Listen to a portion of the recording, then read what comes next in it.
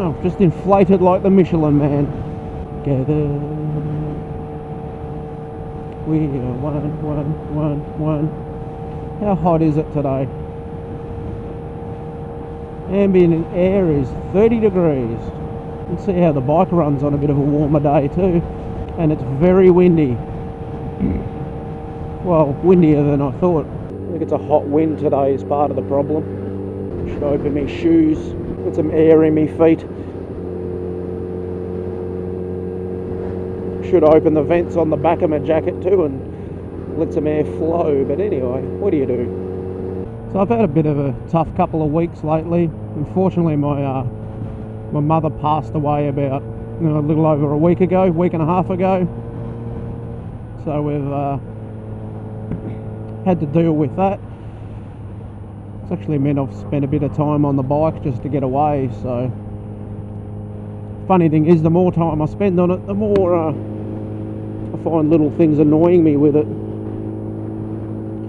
I really need to adjust these bars back a bit. Just feel a bit stretched out in the arms. It's also I'm also finding it a bit loud, but I do love the noise, so I'll probably just put up with it. I do wear earplugs when I ride, so it's not too bad for me, but it is a bit loud riding it around. You notice people looking. So I'm a bit interested today to find out how both the bike and myself on this bike handle the warmer weather. It's only 30 today, but it's quite a hot breeze. I think it's, I'm not getting much cool air as I ride. The bike's probably running a tiny bit warmer than I'd like. I did see it creep up the other weekend when I did the Great Ocean Road, but I was riding it reasonably hard, so I'm more interested to see what it's like just in a bit of normal riding, a little bit of traffic and that sort of thing. So everybody loves a Quickshifter.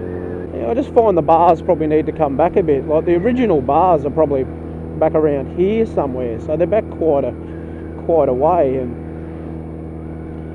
these bars being straighter, really just feel like I just want to sit back just that little bit more. So I think if I tilt them back, I'll be pretty right. They probably are quite straight to the forks. So I'm going to sneak down past the cemetery. If I can remember which road to go up. So Mum's just in there. Hi Mum, hi Dad. I will come and visit, just not today.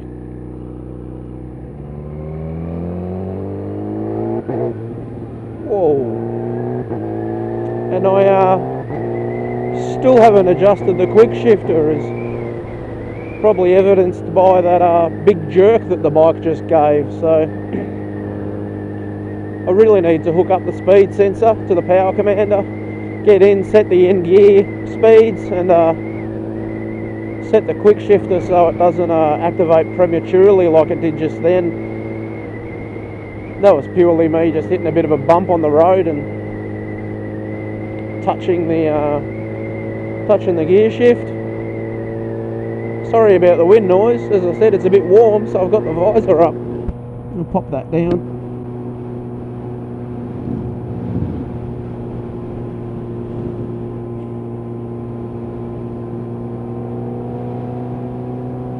I love that group of Harley riders. One bloke on the sport bike is the squid.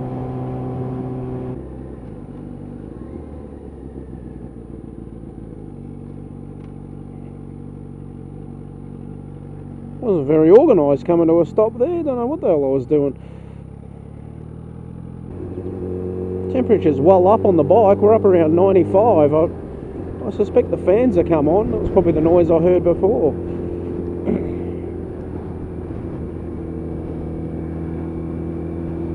Can actually feel a bit of heat coming off my legs up onto my legs, I should say. So a bit of cool breeze here, cooler, I should say.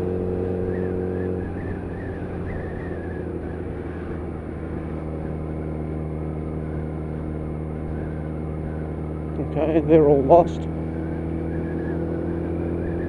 Yeah, northerly. Nice cool breeze off the water here.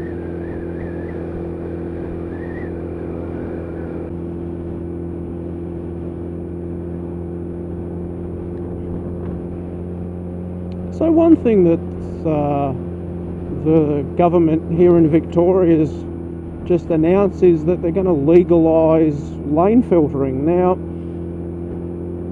the weird thing is, it's never technically been against the law, but you could be fined for it. So basically the way it used to work, as far as I can understand, is that it was legal to change lanes between slow moving traffic.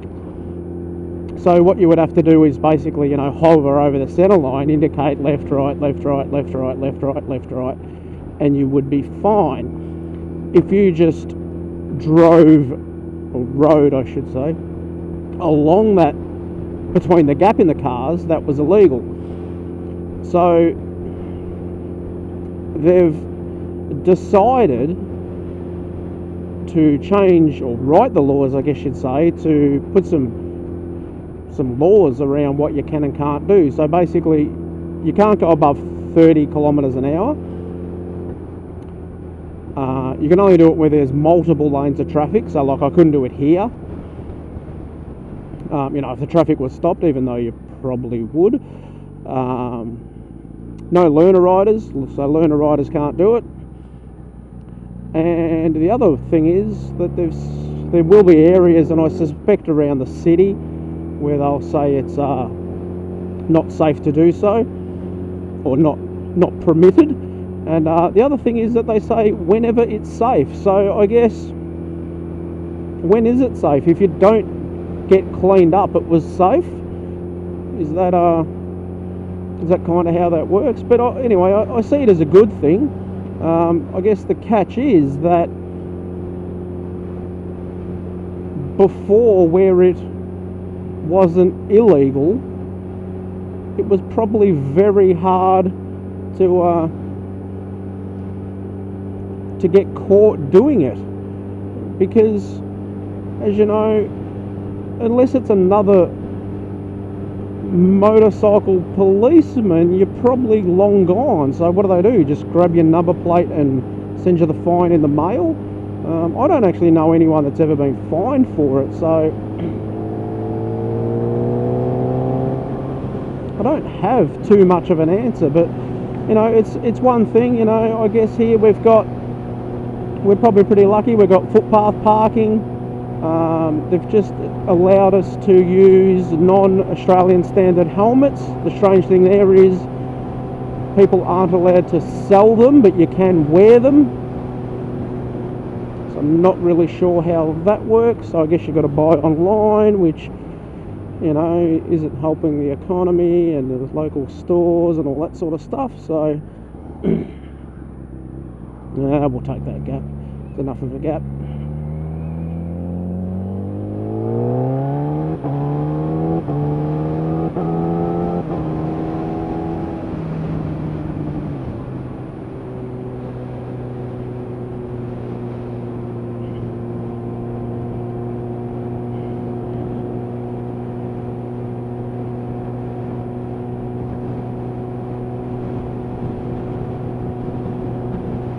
So yeah, that's a bit of good news for motorcyclists in Victoria, that you can now legally do what you were always doing. Or it could be bad news, and you can now be fined for going outside the law and doing what you're always doing.